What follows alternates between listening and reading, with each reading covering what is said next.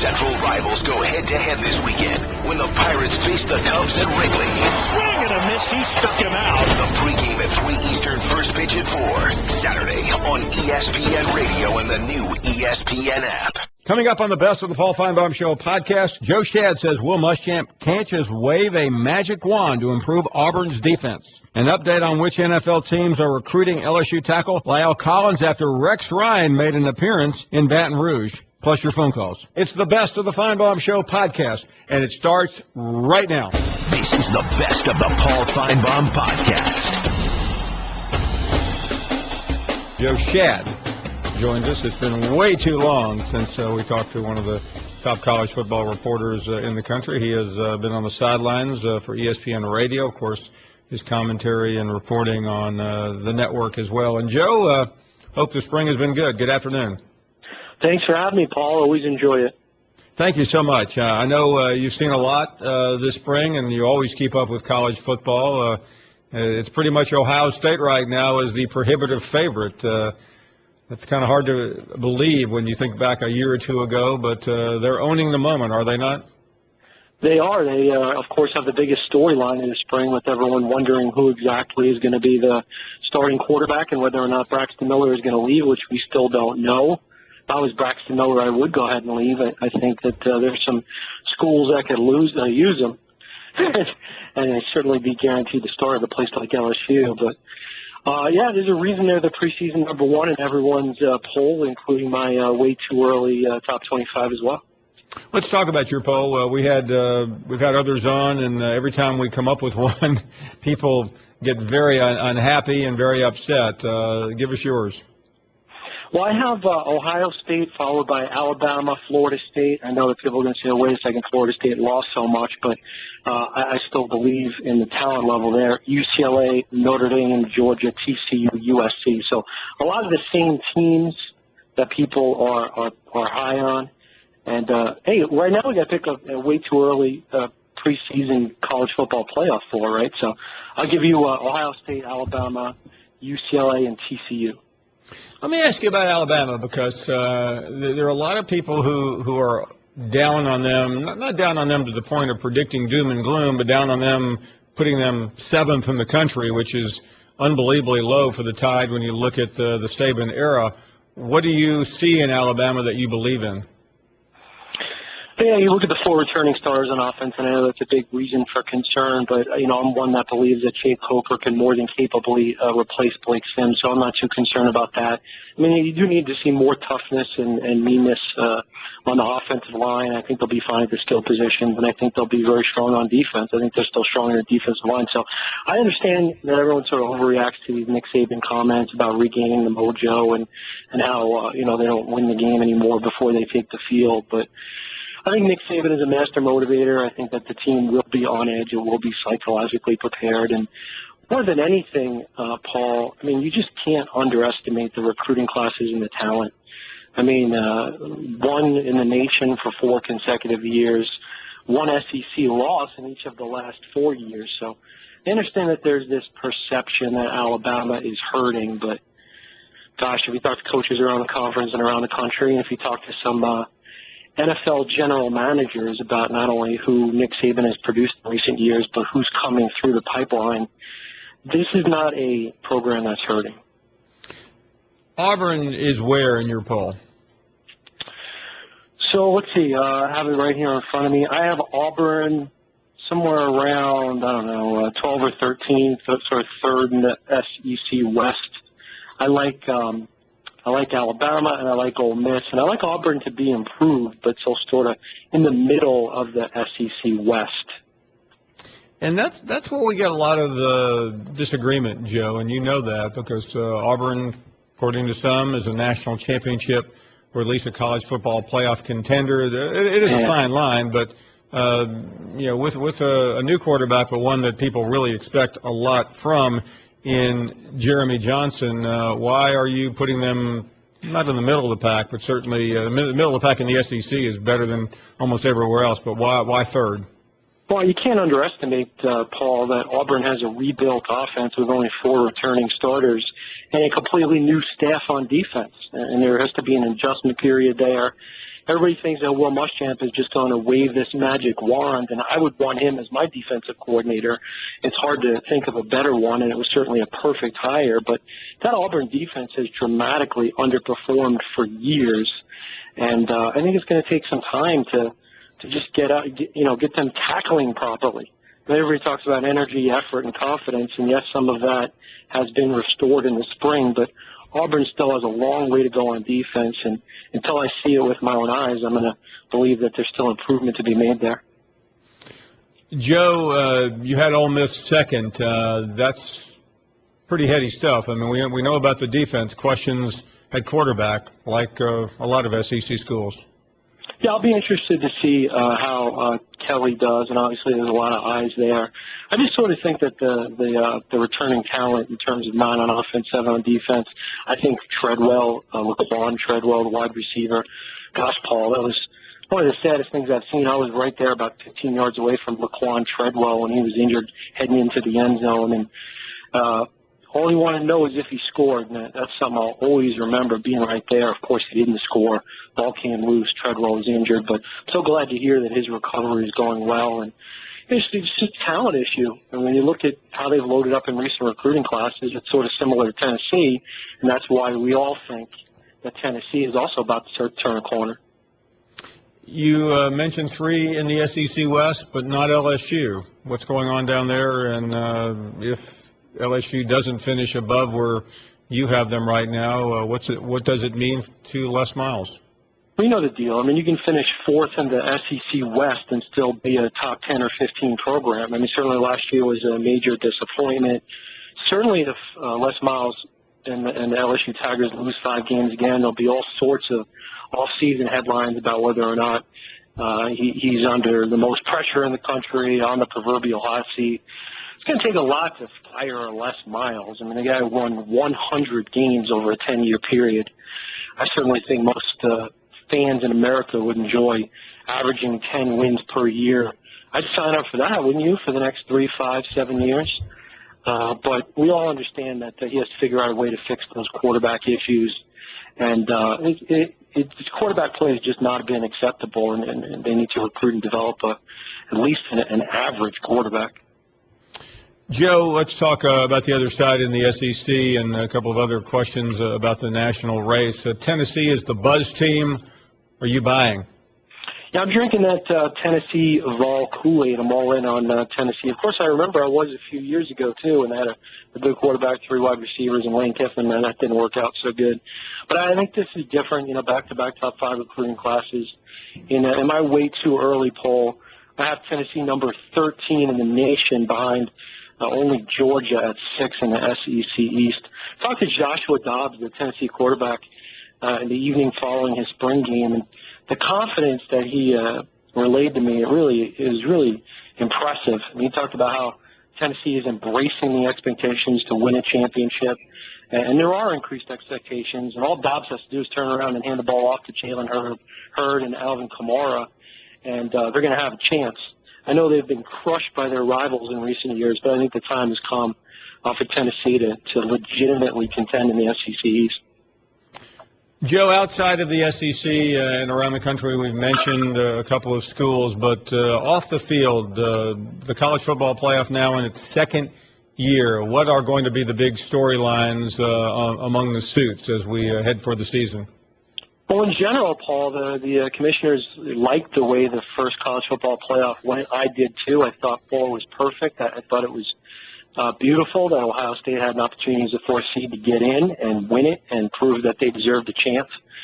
So I think you can see a lot of the same. Right now, the Big 12 athletics directors are meeting out in Arizona trying to decide whether or not they need that conference championship game. I believe that the Big 12 does need that conference championship game. It's something that I and many others predicted prior to last season, including Jimbo Fisher, who was raked over the coals for citing the fact that it was unfair that the Big 12 had only 12 games and that they could get into the tournament with one less game.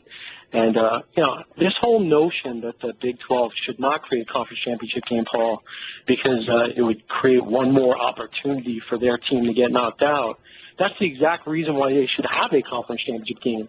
Because we don't have computers making these decisions anymore. We have human beings. And I'm hoping those athletic directors come to their senses and realize whether they have 10 or 12 teams, they need a conference championship game. We need an even playing field. Joe Shad from ESPN, nice enough to join us, give us his early take on the upcoming season. Joe, see you soon. Thanks for having me, Paul. You bet. Good stuff. Joe Shad joining us, and always cool to get another vision. If you're an Alabama fan, didn't like what you heard yesterday, that's why today is here. This is the best of the Paul Finebaum podcast. Shad is in Baton Rouge, and you're next. Hey, Paul, can you hear me? I can. All right, man, I appreciate it. I mean, how do I want to roll into this? I get pretty frustrated a lot of times, but okay, I want to bring up a couple topics from the last couple of weeks just for a second. I think Tebow deserves to be a backup quarterback somewhere. I mean, the backup quarterback situation in the NFL is pretty bad. I mean, give the kid, give him a chance. Tell all you Alabama fans, Coker is your quarterback. The kid's got poise. He can throw the ball. He can read defenses. Paul, I think Alabama's going to win a championship this year with that kid. Okay? And the LSU situation, a lot of LSU fans call a radio station wondering why we can't get a quarterback. The quarterbacks are consistently struggling at LSU, and I blame Les Miles. I don't blame Cam Cameron. I don't blame Gary Croton. I mean, you guys remember now, Jimbo Fisher was at LSU for 2 years. You know, he had early Doucette, Dwayne Bowe, Brandon LaFell, and Jamarcus. Jamarcus was a saving recruit. I mean, you can say what he want when he went to the pros. When he was at LSU, he's pretty good quarterback. He was. He was Chad, he was the number one pick in the draft. Right. So in college, he was a good quarterback is what I'm saying. He had Les Miles had Jimbo Fisher as offense coordinator, and none of those receivers ever had 1,000 yards. It took Les Miles 10 years to have a 1,000-yard receiver with the bowl game average. If my feel is if we can't get quarterbacks at LSU because Les Miles won't take his hands off the offense. I mean, look at Jameis Winston, okay? You said this a couple months ago, Paul. You said that Jimbo Fisher takes bad quarterbacks to make them look good, and he takes good quarterbacks to make them look great. You know? I mean, Jameis Winston, his record, I think, has a lot to do with Jimbo Fisher's influence. You know? But this is the situation at LSU. He's 8-0, 6-2, 5-3, 4-4 in the SEC. The man's won one bowl game in the last 4 years, and the top defensive coordinator leaves out the back door after the bowl game, Paul. And that's not good. Do you feel me? You feel my frustration? I do, and having been in and out of Louisiana a few times, I feel it from literally everyone I talk to. I think there is unrest down there, and I think this is a critical year for Les. And what Les did in 2007 and 2008, 9, 10, 11, 12, it just doesn't matter anymore because LSU right now, if it finishes where Joe predicted, I mean, Joe kind of laughed it off with saying, fourth in the SEC West is still pretty good. It's not good enough for LSU fans. No, it's not, Paul. And I mean, the stats that I brought up is real-time stuff. And you said it a while back. You said it before Chavis went to A&M. You said A&M is the most dangerous team in the SEC. And I agree. Now they got our defensive coordinator, and they got a coach that likes to throw the ball down the field and throw the ball to the end zone. So, Yeah, I mean, that's one thing that LSU fans I'm not trying to give a lecture here, but this is not the old days when you really had two teams to beat in the SEC West, and that was Alabama and Auburn, depending on the year with Auburn, because Auburn has been somewhat inconsistent. But when they're good, they're really good. I mean, you have Arkansas, you have A&M, and guess what? You also have Ole Miss this year. Mississippi State, I'm not sure what to say about them because they're in Auburn and Alabama. Well, yeah, I'm not even. Yeah, that goes without saying. I'm talking about. I mean, where is LSU right now? And if you're looking at this like like LSU is a Wall Street stock, they're pretty cheap. Yeah, because they've lost value. The outlook's not good. I watched the spring game. The same quarterback, same play calling, and I don't blame Cam Cameron. I don't blame the kids. If Les Miles won't take his hands off the offense, Gary Croton was a pretty good offensive coordinator. He was. And Jimbo Fisher was too. And that's one thing, too, Chad. Thank you for the call. That a lot of Auburn fans want to blame Ellis Johnson for everything that has gone wrong. Well, a year ago, Ellis Johnson had his team in the national championship game. I realized the offense was a big part of that. The defense didn't make many stops. They made an occasional one. They didn't make the key one in the national championship game. But it wasn't all his fault. You have to have players to, and that's now. I mean, the love and attention and props that Muschamp is getting is interesting. Not sure where it's coming from. Let's check in with Jake next in Andalusia, Alabama. Hey, Paul, thanks for having me on, man. Thank you. Hey, I agree with what you said, by the way, completely about Coach Johnson. My question's kind of two parts. First of all, when a coach has been in a certain system for a certain amount of time, sometimes they get figured out. And I kind of had that fear last year when I saw the same quarterback we had from the previous year that took us to a national title completely be stalled when it came to being able to run. We couldn't run the ball last year, and a part of that may be due to the fact we didn't have a decent offensive line and had lost a very good fullback. But it was like he just didn't have the same mojo that he had going the year before. And I think Malzahn is a good enough coach to be able to overcome that and be innovative to throw in a few wrinkles, because you saw it time and time again. They would show constantly. Auburn's offense is not that difficult to figure out. They run 3 plays off of one formation. They were just showing how easy it was, and I think even Saban studied it a little harder this year. I never thought we'd be outscored that highly in that game.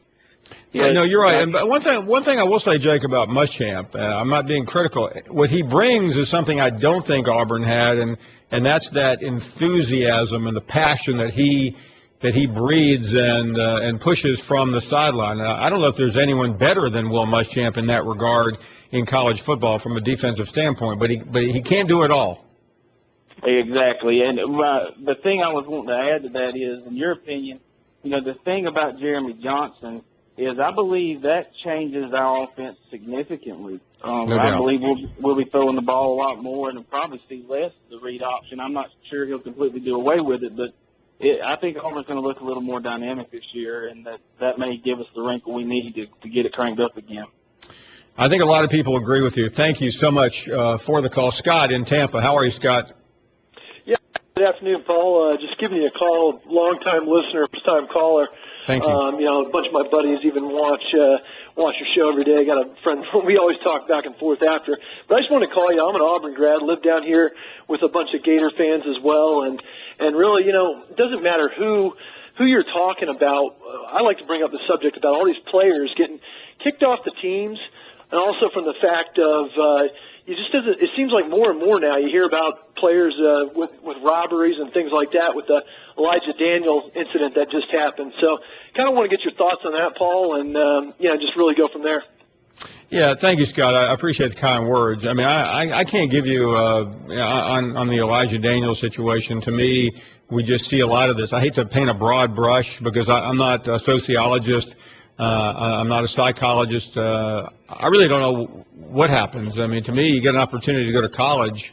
You ought to consider yourself privileged and make the most of it as opposed to making idiotic decisions, which so many of these people do. Yeah, I totally agree with that statement. And you get on the message boards and everything like that, and it seems like it doesn't matter if you're an Alabama grad or an Auburn grad. Kind of goes back and forth, but it's just happening across the board, all the teams. And, it really is, Scott. Hey, I hate to run. We are up against the clock, but thank you for watching. This is the best of the Paul Finebaum podcast. Geico presents Strange Saving Stories. Astronomers detected an interstellar transmission. It stated, Geico, 15 minutes could save you 15% or more. The implications were staggering. Was the cosmos telling us we could all save hundreds on car insurance with Geico?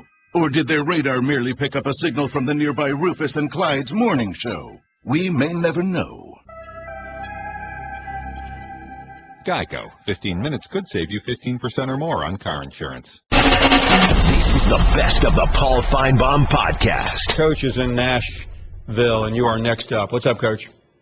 Hey, Paul, how you doing, man? Very well, thank you. Man, I want to say I love your show. Appreciate your show. Watch you every day if I can. Thank you. I think you're a great sports person for sports. Only person I like more is Tony Barnhart. But I want to talk about this guy that called in, Chad from Baton Rouge. And I'm living here in Nashville, been here 15 years. I'm originally from New Orleans. But I hear all these people talk about Les Miles. And people like Chad are those people that we're losing, in the third quarter, and they look, we're going to lose the game, they're leaving early. They're not true fans. They just want to jump on the bandwagon. See, those people don't remember before Nick Saban. They don't remember back in the 80s and how the LSU was bad for a long time. Now, even you, I'm glad that you talked down on LSU, because we're going to surprise people this year. We with those quarterbacks. I'm glad we got Ed going. We're going to tackle. We're going to be a hell of a defense. So we're going to just stay up under the gun. Yeah, let me ask you, Coach. This is great. And you're basing this on what? I'm basing it on, one thing I'm basing it on is the improvement of a young football team last year. Mm-hmm. That's what I'm basing on. Like everybody else, but we don't even get the just a little credit for having the young quarterbacks last year. Like everybody else do get them, and they come in with, but we get just ostracized because we got young quarterbacks. Don't even got a chance to represent the SEC West. I like that. But I'm saying, man, you just watch this, and then for the Sabres, I like the Sabres. I like when he was at Tennessee. Another thing, Lucas Phillips with having Tennessee, LSU fans better be a little smart about what you're asking for with Les Miles. Get him in a chance. He might not be the greatest, but he's a great coach.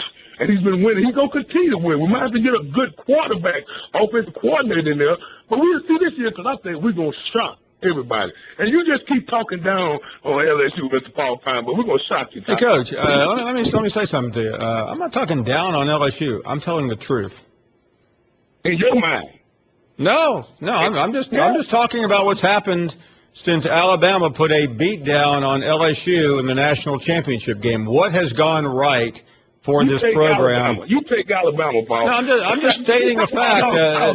What's happened since then? Every game we lost last year. Almost Alabama. We was almost in every game. LSU, but Coach, LSU used to win those games. That game was in Baton Rouge. Since when does LSU blow a game in the fourth quarter? You had that game won. You got Anthony Jennings, who's not a quarterback. And Alabama had Alabama didn't have a five-star quarterback either. They had a makeshift quarterback. That was accurate. They complete pass. They had a quarterback. And you know why Alabama had a quarterback that could complete those plays and passes? Why? Because they had a coach named Lane Kiffin who tutored him correctly. What's your excuse? Offensive coordinator, not coach. They head coaches. So we talking about Les Miles. That was the offensive coordinator. That's what we trying to the head coach makes the decisions on the people on his staff. You know that. I know that. He brought his friend in, and we're going to give him another chance this year. See, I think he's going to do okay. But if it ain't, I'm not worried about them getting rid of Les. I don't think we're that stupid. We're going to get somebody that could fix the quarterback and just watch LSU. You keep talking down on them, bro. I will. I'll keep talking down on them. I-Man is up next in Alabama. And live from the capital city of the Craig. You keep talking down on them too, I-Man. That's right. You know, I was listening to that last call. That sounded like Jim yesterday, rambling around, looking like Mike Tyson, looking for a mouthpiece after Selena slapped him to the floor. And it was a standing 12 count. She slapped him to the floor again, and it was a standing 24 count, and she slapped him to the floor again, and he never recovered. He had to go page 54. You know a small mind when you have to go, well, page 54. Hell, he's as bad as SOS. Next thing you know, Jim will have a T-shirt that says, I am Jim. Listen, Paul, you said I couldn't be objective. Do you think I can give the benefit of the doubt? You have, for the most part, been a pretty fair-minded person. Absolutely. You know I can be objective in the benefit of the doubt. Hell, I went to see Bob Dylan. I gave him the benefit of the doubt that he would live through the program and that I could enjoy it and almost understand about every 35th word. So I must be objective. I must have the. And yesterday, Selena ate him alive, and there's nothing left but a dead carcass in the middle of the road, stinking to high heavens. Have a good day. Steve is in Texas, and you're next. How are you, Steve? Hey, Paul. How you doing? Really well, thank you. No one has done less with more than less. And that's a fact. You look at what LSU is putting out there in the NFL, and you got to ask yourself, why aren't they winning games? And that's why LSU people, I'm not an LSU person, but it's obvious.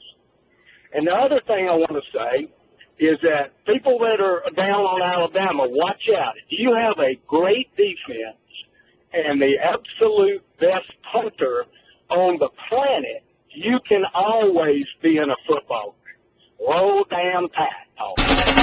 This is the best of the Paul Finebaum podcast. Lindsay and Christina, the sports clips girls in Arkansas. Hey, Paul! How are you, ladies? Great! Let me ask you guys, girls, what did you think of Andrew Benintendi's hog call with his running buddies a minute ago? We were not as impressed as perhaps they were when they did it. Well, it was all right. We do better, but they were all right. Why did he have those sunglasses on now? I think I missed that part.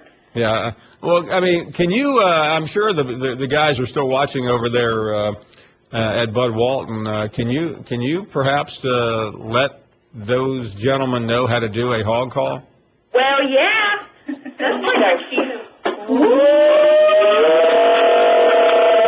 Pig City! Woo! Pig City! Woo! Pig City! Razorbacks! Is there a way we could maybe get a camera in the shop there? Because I mean that would have been pretty priceless to watch. Well, yeah, I want you to come, Paul. Yeah, you come get you a haircut. We'll call the hogs for you. Okay, well that trying to see if I can book a flight to Searcy. What's the nearest airport? Little Rock. Know how to get there. Won't be hard. Yeah, Nice it won't be airport. hard. Come on, bring Tim Tebow with you. We'll be ready. Yeah, no doubt. And John and the other guy. I forgot the other sure, guy's name. yeah. The other guy? Yeah, you know, the one in there with John. The other guy, what's the other guy's name? Does anyone know? Beefcake? Mark. Oh, Mark. That's it. I know. We were trying to figure it out. Now, let's, I mean, everyone knows John. What do you think of the other guy, though? He's come under a lot of criticism lately. Oh, I like him. I think he's so cute. And John. I like to watch them. Well, I mean, we know how you feel about John, but I mean, Mark has come. A lot of people have come down on Mark for just being just a jolly good fellow, so to speak. Well, that's not nice. Yeah, I mean, would you ladies? I mean, do you want the grizzled guy with the beard who looks a little dangerous, or the all-American Notre Dame fan from Rochester, New York? Yeah, I like the nice guy. My husband's the nice guy. He don't have the beard or anything like that, so I guess that's kind of what I'm attracted to. Yeah. Okay. I like the beard. I like which one's the dark-headed one, Paul? That's John. That is John. He's a dark hair, dark beard. He's really cute. No, thank you. Okay, so by the way, are both not to make this into turn this into The View, but are both of you married or just one of you? Yeah, just one of us. Just one of us. Now, which one is married here, Jamie or Christy? Christina. It's Christina and Lindsay. I'm Christina. I'm married. Okay, somehow we got the wrong names up. Lindsay, is that you? Yes. Okay, so you're single, correct? Well, I'm seeing someone. Yeah, she's single. Well, I mean, what does that mean? I mean, Tiger Woods was seeing someone last week. Now he's married. Did you hear what he said today? He said he hasn't slept in 3 days since he broke up with Lindsey Vonn. I mean, are you feeling sorry for that? Oh, goodness. No, he'll be all right. He'll make it. He'll have another one next week. Yeah. Okay. Well, I like the one, the Christina, the one with the nice husband, no beard. I mean, to me, I like yeah, that. he's pretty nice. He's a police officer, so when he's not working, he usually lets the beard grow out, but I don't let it get too long before I tell him to shave it. Does he work in Searcy? Yes, sir. Well, I'll tell you what. I know this is not fashionable to say this with the current climate, but that's a very honorable profession, and I know you're proud of him. Yes, very proud. Thank you. Okay, well, ladies, I know now that if I'm driving through Searcy, I've got someone to call. Yep, you do. You should. Yeah. Do your show here one day. Ooh, yeah. That is a great idea. We'll get the bearded one to work on that right away. Hey, thank you, ladies. Appreciate it. Mark, you're kind of just a nice. He's what you want to bring home to. Let me translate this, okay? I like the bearded one. The boring. Oh. Would you agree, John? No. He's nice, boring, someone you safe. can count on, bring home to dinner. Yeah. If that's the perception I'm bringing out on TV right now, yeah, I am doing it right. Bring home a steady paycheck. Versus the guy with the beard who's unmarried and who knows where he's going. Just a whole big bottle of notes. This is the best of the Paul Finebaum podcast. ESPN Radio, bringing you directly to the biggest events in sports. Center field, well hit, Hunter back, out of here! From opening day of baseball, Throw to the plate, safe at the plate! Right through the World Series. For the third time in 5 seasons, the San Francisco Giants are the champions of the baseball world. Whether it's LeBron, Chris Paul, or Kevin Durant, when the NBA tips off, ESPN Radio is right there when a champion is crowned. Have a new world champion. The San Antonio Spurs are the world champions. And when the magic of bowl season arrives, ESPN Radio is your home for the new college football playoff. The college football playoff first national champion, the Ohio State Buckeyes. The biggest events in sports can be found right here on ESPN Radio. This is the best of the Paul Finebaum podcast.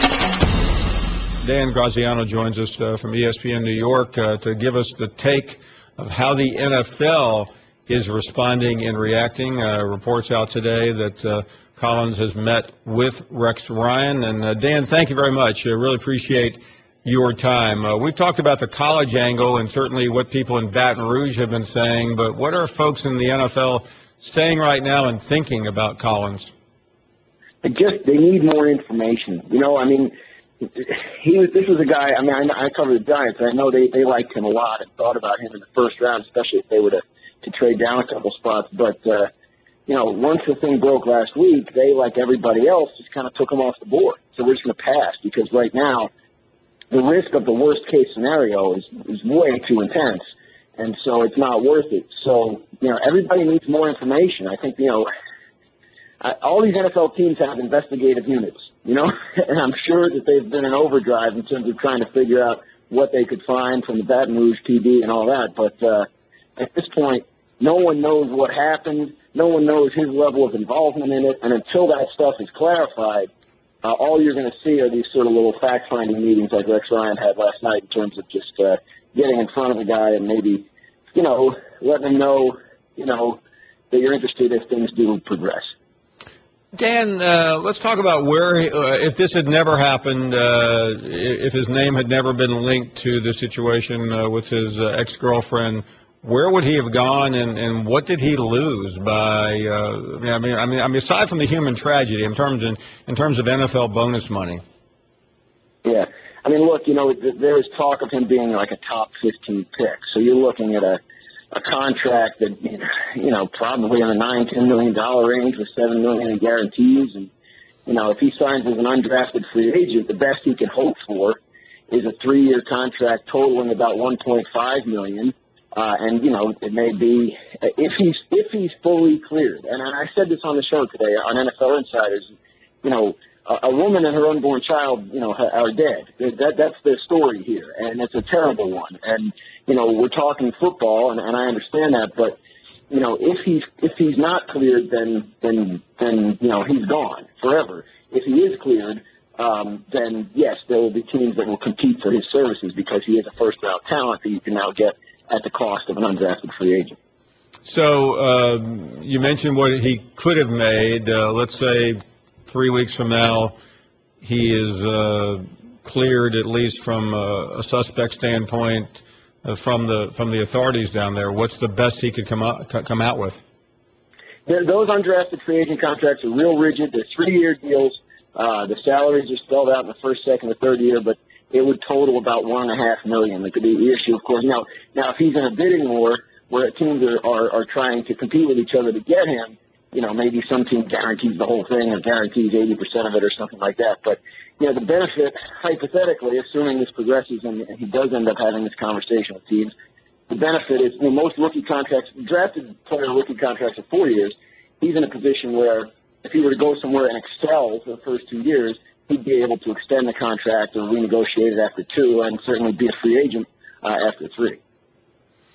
So, as you said, the NFL doesn't want any part of this. Just talk a little bit about the climate in the NFL right now. I mean, we watch it every day, we see it every day, but if you're in the NFL, if you're an NFL executive or coach or GM, what will it take for you to get near this guy?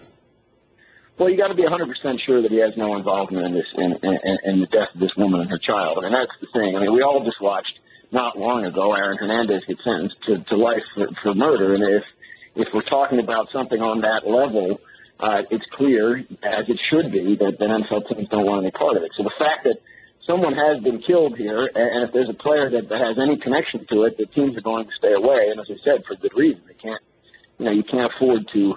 You can't afford to be involved in a situation like that. So if he's completely innocent and not connected with it in any way, then it's very unfortunate what's happened to him. And it's cost him a lot of money, and it has an effect on his future and obviously his reputation. That's a shame. But in the meantime, NFL teams have nothing to gain by rushing into signing this guy with the worst-case scenario still looming as a possibility. So, it's unfortunate for him if he's innocent, if he's not connected with this in any way, but from an NFL team standpoint, there's just no reason to take the risk.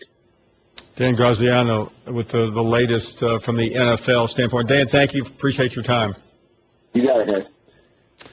That's the NFL version. We still don't know exactly where the Baton Rouge authorities are, but we will keep checking. And you have the financial end of it. Certainly a lot of money. Does it really matter when you think about the loss here? No, but he is a football player, and he is trying to get a job in the NFL right now. Let's get some more phone calls here. Hayden is in College Station, and you are next up. What's up, Hayden? Hey, Paul. How's it going? Thank you very much. Hey, thanks for taking my call. First, I'd like to ask you, what do you think of the new A&M football team with new defensive coordinator John Chavis? And will they be able to compete with the likes of Auburn and Bama and LSU at the top of the SEC West? Yeah, I think they're close. I think Chavis was really a phenomenal hire, and I have been a big Kevin Sumlin fan and have been somewhat disappointed by the results, particularly on the defensive side. He shored that up, and I really think A&M has everything going. I don't need to tell you about the enthusiasm, the facilities, the buzz. Now it's just a matter of being able to stop someone. Yes, sir. Yes, sir. I was at the college game day last time Bama came down to College Station, and I saw where you picked Bama to beat A&M in Johnny Manziel's last home game against Bama.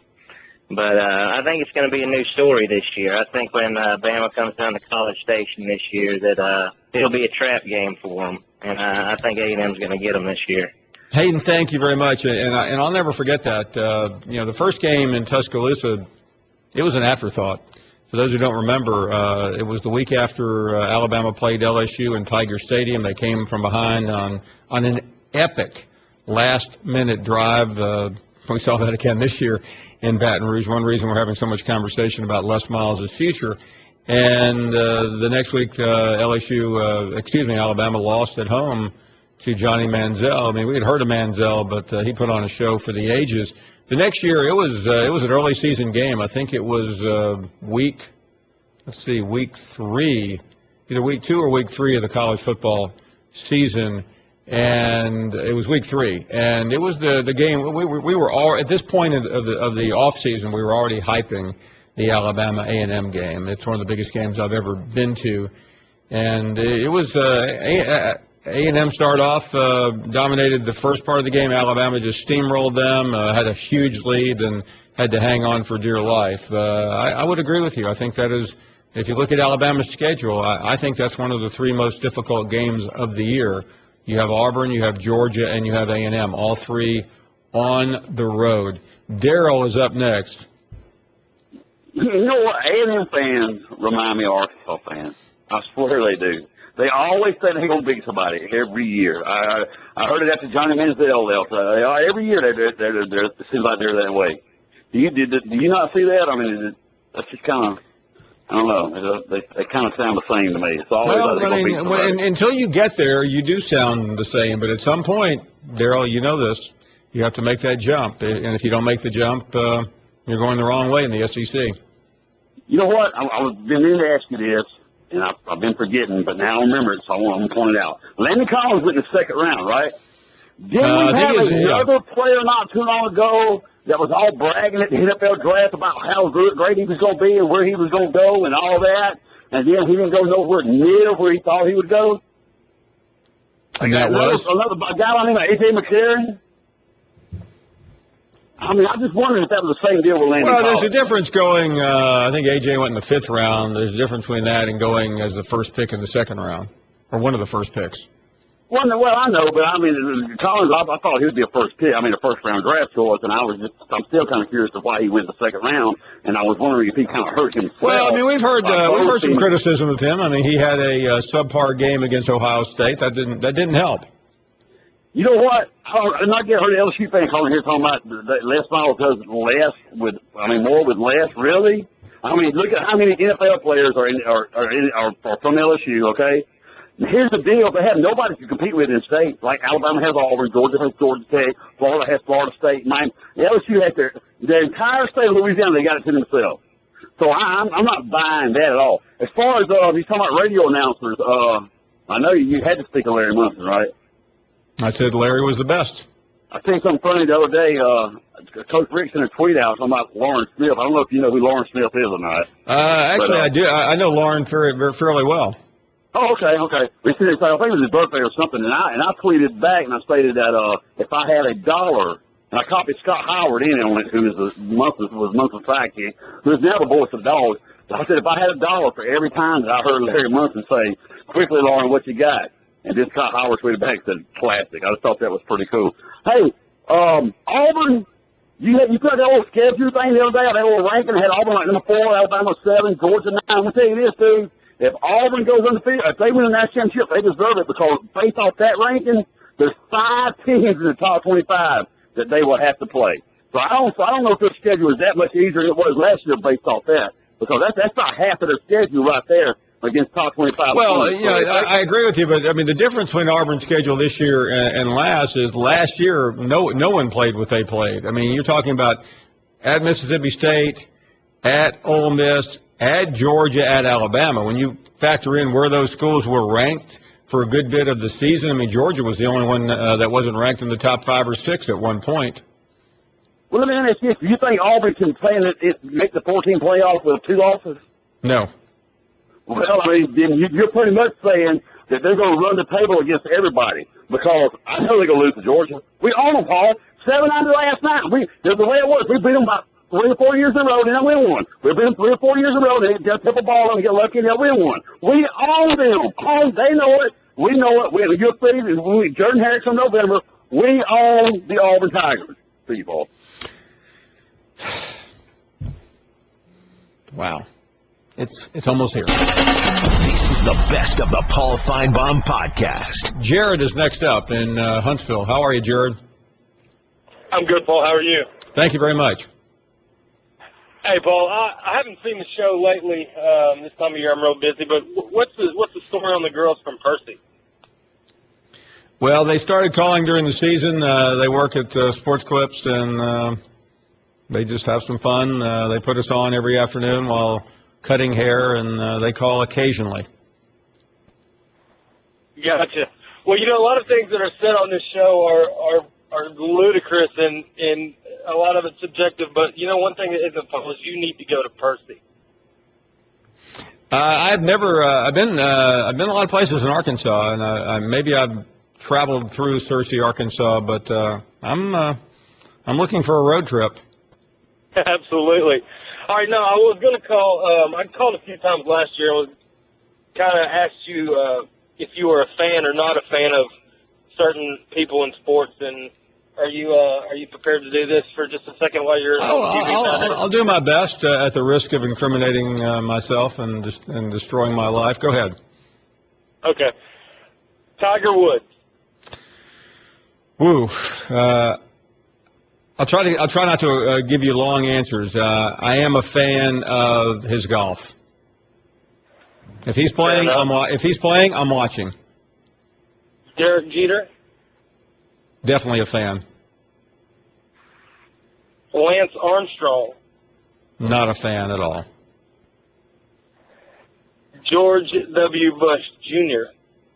Like him very much. Nick Saban. Is that a legitimate question? Last time you said he was your daddy.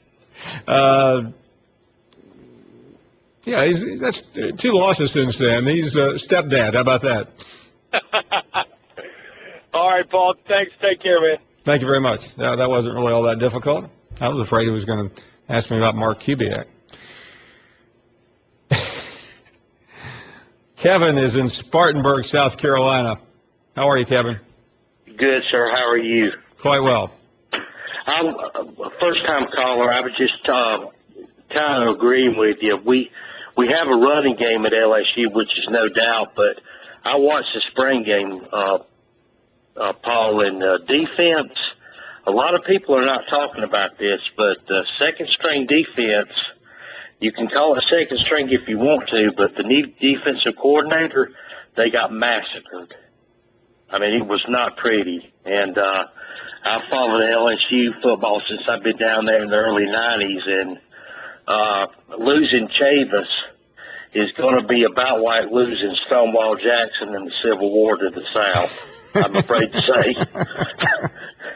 That's a pretty serious loss there. This, but and one other comment, and I'll let you go. But Daryl from Georgia, I don't know where these people come from, but his family tree has to grow straight up with no branches.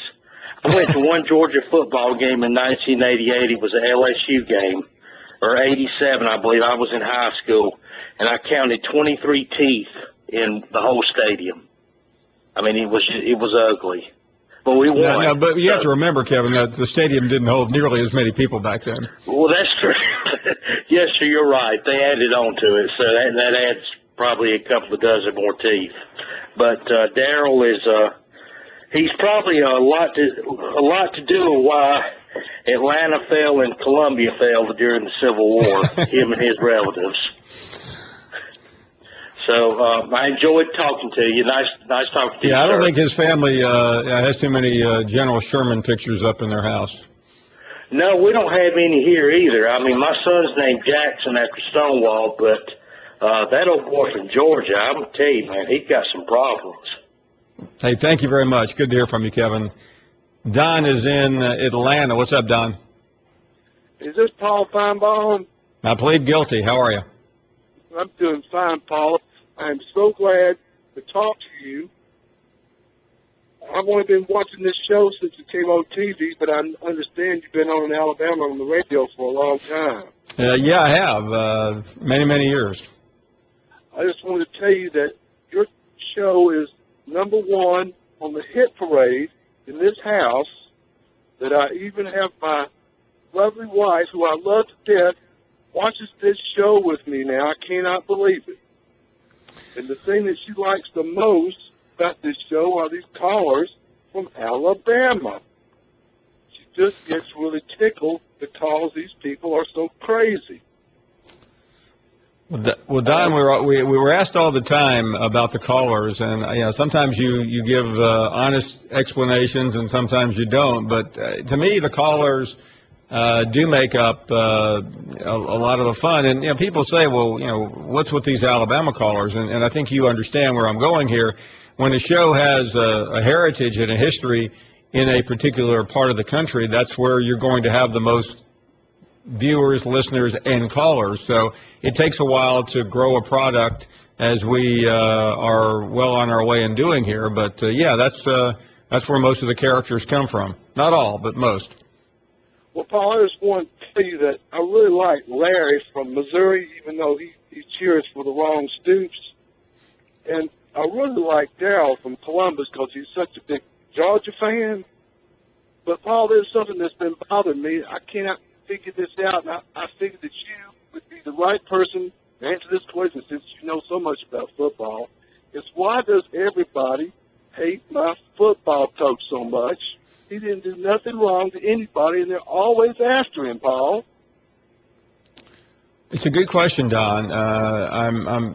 I'm perplexed by that because I think he has quieted most of the critics over the years, but there is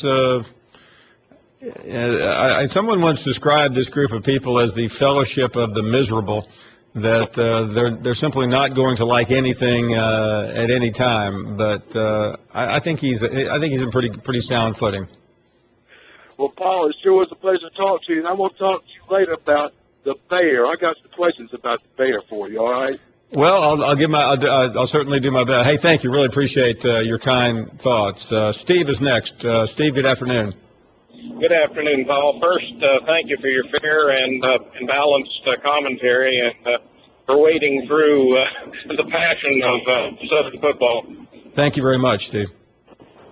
Steve Bowden, I think you might remember that name, recently made a comment that was really intriguing. He was on the first tee of a golf match, and his comment was that football in general runs in cycles. And we've been in for the last 10 or so years in what he termed then as an offensive cycle. And his comment was, we are now getting into a defensive cycle within football, and we're going to start looking at this defensive cycle very much like the early days of Mr. Bryant and others, where you got 6 points on the board and you sat on those 6 points. I'd like your comment on the cycle of football that Bobby, to which Bobby alluded. I think it's fairly accurate, actually. Yeah, I think it's interesting because, I'm not trying to, you always talk about, you run into someone and they say, hey, I've got a great new idea. Well, okay, most new ideas are not new ideas, and if you just came up with a new idea, you're probably behind the scenes. What I mean by that is just when you think you know everything about college football, you hear something like that. Because right now, how many times have you heard offenses are going to dominate? Well, they don't always do that. And you and I both have watched a lot of football. It is cyclical. I've been wondering when defense was going to come back into the game, because really last year I sat there and watched game after game, as you did, and I was in absolute shock. Nick Saban, who's always been a defensive coach, had to adjust his own style to keep up, and he succeeded within reason, but he still had to outscore Auburn. He had to score 55 points to beat Auburn in the biggest game of the year during the regular season. Yeah, there's another comment too that has disturbed me just a bit, and truly I'm a wide fan of many different conferences, but the idea that Alabama football, being a dominant force in football, which honestly it has been, all of a sudden we're starting to hear that, folks that we play have always played us with fear, and now they're starting to see a chink in our armor, and that chink is starting to give teams a little competitive edge where we really haven't had that before. And I think that probably plays into this model of a possible move toward a more defensive atmosphere in college football, especially in the next little bit. Yeah, thank you. I'm still not sure what was behind Saban saying that, because frankly, I don't think teams have been in fear of Alabama for the last couple of years. A&M came into Tuscaloosa with no fear with Johnny Manziel. Auburn has not feared Alabama year in, year out. LSU certainly hasn't. We've seen other close games. So I think that era passed too. But that's Saban's mantra, to dominate the other person where they just simply don't want to play any longer. Well, that doesn't work in the current era. This is the best of the Paul Finebaum podcast. Let's check in with Mike in Tallahassee. How are you, Mike? Fine, Paul. How are you today? Very well. Appreciate your call. Paul, I admit I'm a dyed-in-the-wool, long-time, 60-year fan of the Seminoles. Went to school there and worked there and coached there a little bit. But I got so angry with you during this past football season when you would hit on Jimbo and Jameis. And then I got to thinking about it, and none of the things that you said were untrue. Some were a little bit mean-spirited maybe, but your analysis and your thoughts on it were really right on, and I just want to tell you, I appreciate that. And I did get angry with you, I admit, but when somebody from Alabama does something wrong, or when they accepted that transfer from Georgia, you came right out and said, you know, that's not right. And I just want to tell you that I've become a regular listener, and the reason I do is because you're so knowledgeable and really very fair and very honest. And I know that the SEC signs your checks, but heck, you should be boosting all the SEC teams. I just wish the ACC had a network and we could hire you away from the SEC. Well, let me say this, Mike, and I agree with what you said a minute ago. I think the whole thing with Jimbo and Jameis, I did take it to extremes, and I think the thing that I'm not happy about was that I think it did come out mean-spirited, and that's not what I was intending to do. I've known Jimbo a long time and have liked him. I don't know Jameis. I'm happy he went first, and I really don't think I think he's really a smart young man, but I just felt like Jimbo was coddling him, and coaches do that, and they do it to get to the end, and he helped Jameis get to where he wanted to go, and I think he's done his job now. But I appreciate that. As far as one thing, and I don't quibble, I technically do work for ESPN. They do have a partnership with the SEC for this network, so I have to plead some guilt there. But I got you. My check is signed by ESPN. And as far as the ACC having a network like this, there is a lot of speculation that will come in the future. Well, I hope so, because there's a lot of good people on both sides of the fence, and the word needs to get out there, and you're a great spokesman for the people that you support, and I appreciate it. Thank you very much. I will say that not this season because I wasn't there, but I was in Tallahassee often the previous season, and the fans there definitely let me know what they thought of me when I was there for the I think I was there for game day for, I can't remember, maybe the Miami game, may have been the Clemson, the Miami game 2 years ago. But FSU fans are spirited. They gave me a hard time after the national championship game. I had about 15,000 Seminoles chanting my name, screaming obscenities. But that's fine. That's the way the game is played, and to the victor belongs the spoils. And one thing I will say, I am invested in the SEC. This is the part of the country that I have lived in my entire life. I've never lived a day outside of the South. And this is where I was born, this is where I went to school, and this is where I've made my living. But when something goes wrong here, you have to be able to point it out, because I think the most important thing any writer or radio or television host has is believability and credibility. And yeah, sometimes we are accused of soft peddling it, but I don't think we do very often. I think we've caught a lot of flack for being critical of the SEC and for being critical of Alabama in recent days. Anyway, that's my soapbox speech for this year. I'm ready to roll. Thank you for listening to the best of the Paul Finebaum podcast. Tune into the Paul Finebaum Show every day from 3 to 7 Eastern on the SEC Network or on the ESPN radio app. Two of baseball's best go head-to-head in interleague action when the Tigers head to St. Louis to face the Cardinals. And that one is gone. The pregame at 7 Eastern, first pitch at 8, Sunday on ESPN.